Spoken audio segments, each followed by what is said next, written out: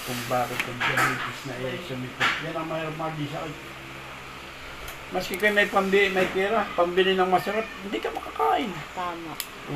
Ako nga maski nagugutom gusto kong bumili ng palabok na, ay bawal naman.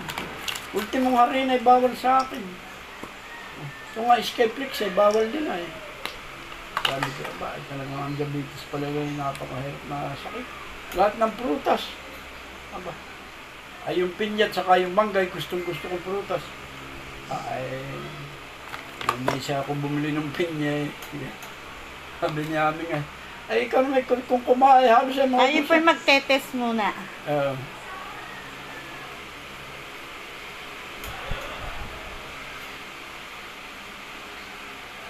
Blood sugar. Blood sugar.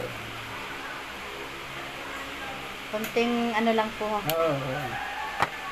Ako na may sanay na sa mga gana-gana yung turok ng lagi niyang nasa ko Kaya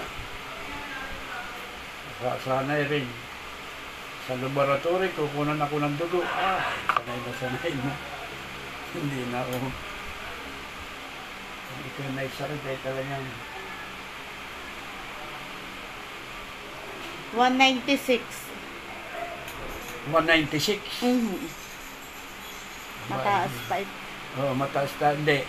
Tuwan. Ano lang naman, pero mabababa na. Kasi 196 lang. Okay.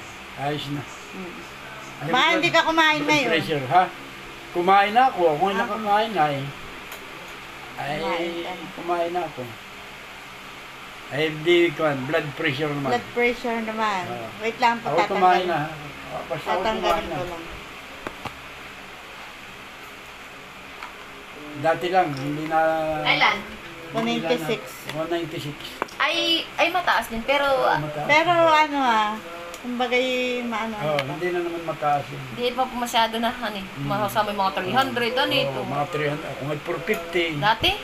450 ako nung ako nagpunta kay Ay, Pamela. medyo makuha na, mga ngayon, nababa pati ako. Gawa ng insulin. Nag-i-insulin. Nag-insulin ka na po? Nag-i-insulin ako. Nakatapos ka na mag-iyashi? Ay, nag-iiyasi ako, hindi pa tapos. Kasi isang week pa Ay, di, kukunin ko 90 days. Sa iyasi. Saan ko lalagay ito? Wala pa ako Ito lang? wala pa ako nararamdaman sa iyasi.